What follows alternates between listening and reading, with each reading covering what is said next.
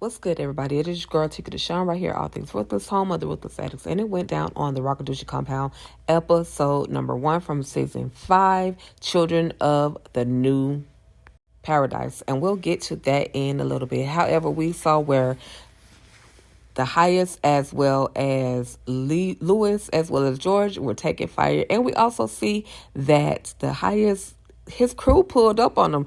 Daikon was there. We got Ben. And of course, unfortunately, Lewis ends up getting popped, you guys. He got popped by Daikon for talking that talk and for swinging on Daikon. You know what I mean? So they had to do... Daikon had to show his big ish, y'all. That's all I can say. The Heights is so excited. He wanted to plant a beautiful little kiss on the cheeks of Daikon. So out in the woods, we see Lacey, we see Joan, we see River as well as Zane. And they're bickering back and forth. But Joan is like, y'all, let's just calm down. Let's just do this thing together. By the way, this episode was written by Massa Ray. Anyway, you guys, we're going to see Ruth. And she's going to see Callie on that bus. Now, she's going to get out of her freaking car and she's gonna yell, Callie. I'm like, why are you yelling, honey?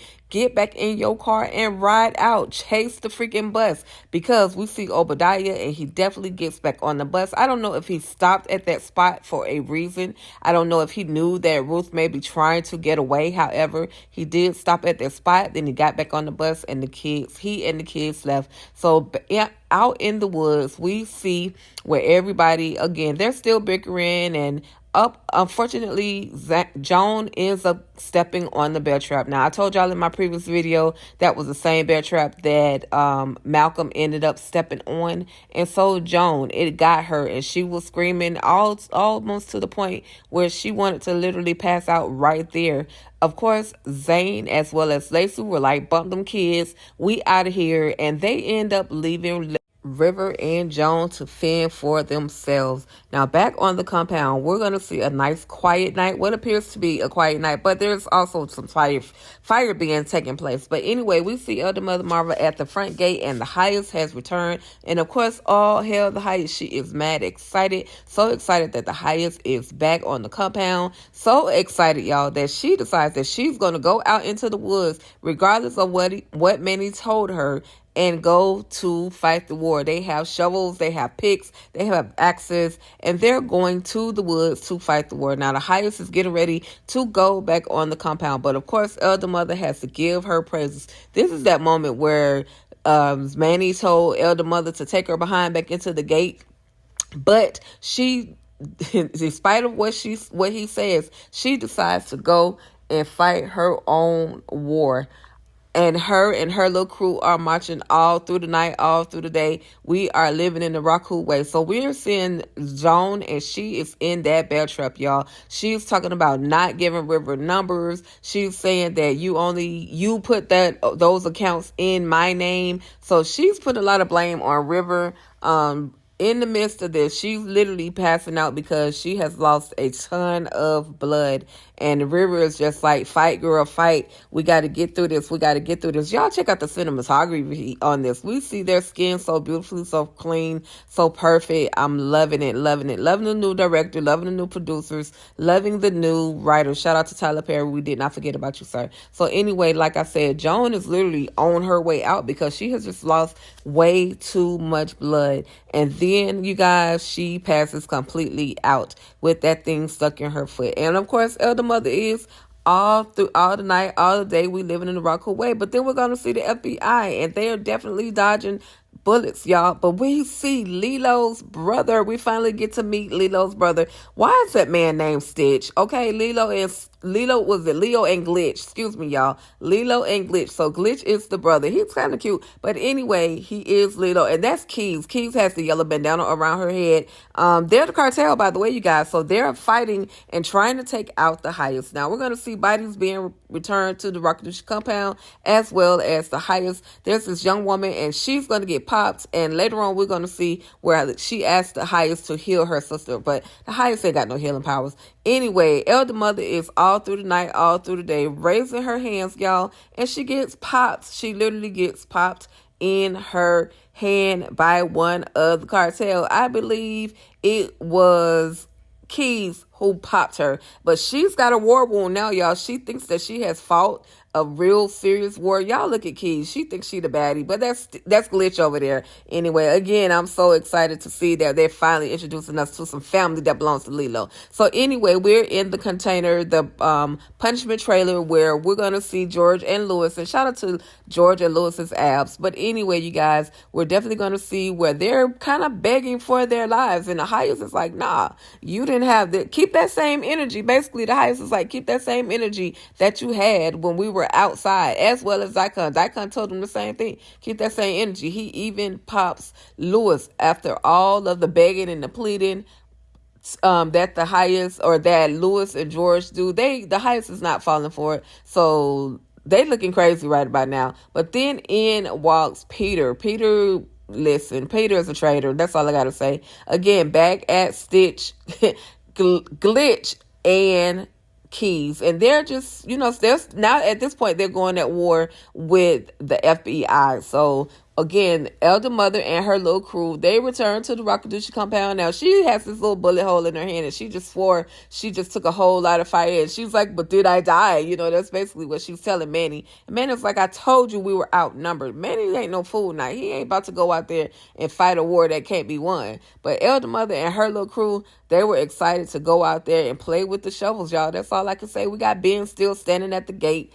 As usual, I did not know how to take Ben. I didn't know if he was up to no good. Seems like he's here for the Raku. So anyway, out in the woods, we see Joan as well as Manny as well as River. And River asked Manny, basically to help them, and of course I'm thinking Manny is not about to help y'all. Manny got, Manny is not that guy, but he ends up helping them, gets her out of the bear trap. So then we're going to see Ruth, and we're going to see her come across Lacey and Zane. Shout out to my girl EJ the TV Junkie, who let us know on the round table that Ruth may be the one to return these two fools right here back to the Rakadushi compound. Of course, they don't want to trust Ruth, but Ruth is like, I'm the Elder Mother Supreme. So anyway, now that's how they end up back on the Rakadushi compound. So now we got the whole little crew back on the Rakadushi compound. Everybody basically has to play it off as if they had no interest in trying to escape the Raku.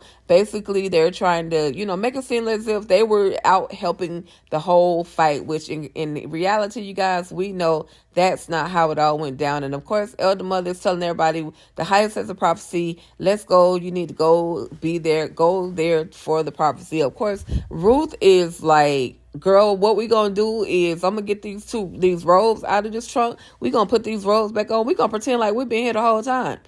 And that's just what they did. That's literally what they did. And Elder Mother fell for it. Elder Mother, out of all people, fell for it. I could not believe it. I thought she was surely ready to send them to the punishment trailer. However, she didn't.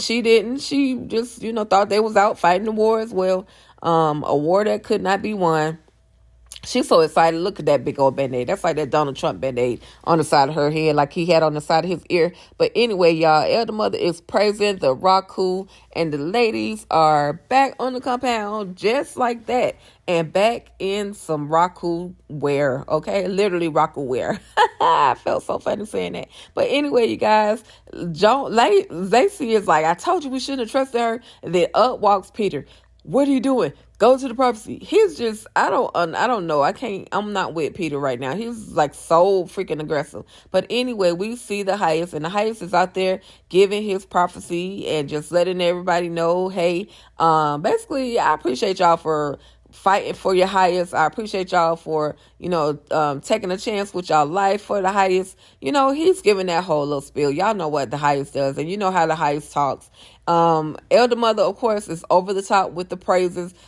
All hail the highest, all hail the highest, like just over the freaking top. Look at her hand, y'all. And then the highest got this whole Black Power fist up. But anyway, we're gonna see Ruth, and this is how Ruth gets her way back into the bed of the highest. She has to put on that sex appeal and give the highest and a decent proposal. But Daikon is not falling for it. Daikon thinks that Ruth has something to do with all of what George and Lewis said, because of course they dropped her name in the shenanigans. And of course Daikon does not believe her at all. He's not with it. He thinks she has something to do with it just as much as they did. But the highest gives he goes in. She says, I didn't take any money. What money are you talking about? So the highest goes and checks the safe and sees that the money is still there. So he's like, she's saying, I love you, your highest. And he's like, I love you too. And the highest, he finally invites Daikon into this whole threesome. Now they're a whole threesome. Of course, they did not give us a sex scene. They just gave the appearance that they did something. I mean, I'm just saying, if you're going to do it, give it to us. Give it all to us. I'm just saying. But anyway, we got to see a little side boob from Ruth.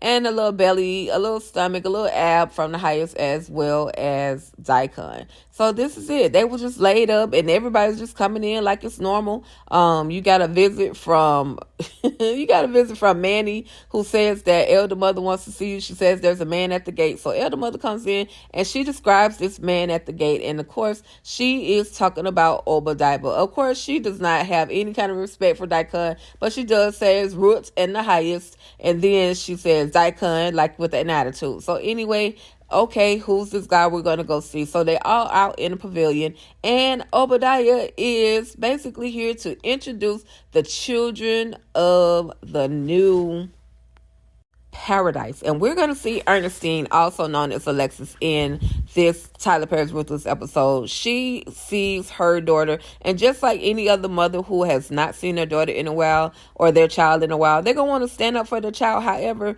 they're telling her, you don't have no children no more. Sit down somewhere before you get put down. I'm just saying. And Obadiah is waving his big old axe. He's their head master. He's their teacher. He's their instructor. He's the leader. He's the one that has gotten these young soldiers to become young unalivers. That's all I can say, y'all. And Ernestine, or also known as Alexis, y'all check her out in the Country Wayne skits. But Alexis is standing up and like, give me my baby. But she's like, no, that's not your baby no more. And of course, we see Callie. Look at Callie, y'all. Look at Callie. Callie done grew up. Callie is a big girl now. Anyway, y'all, that was it. That was a wrap for the children of the new paradise, from Tyler Perry's Ruthless, season 5, episode 1. Yes, the show has returned, and your girl will be back to give you episodes 2 and 3 recap. Of course, I'm coming back with bruh as well, and of course, I will be live with my girl EJ the TV Junkie tomorrow night as we discuss family business. So you guys stay locked in, and thank you for tapping in, tuning in with your girl Tika Deshawn of All Things Ruthless, home of the Ruthless Addicts. If you're new to the channel, finding your girl for the first time, please go ahead, hit that subscribe button as well as the notification bell, and you already know, stay ruthless.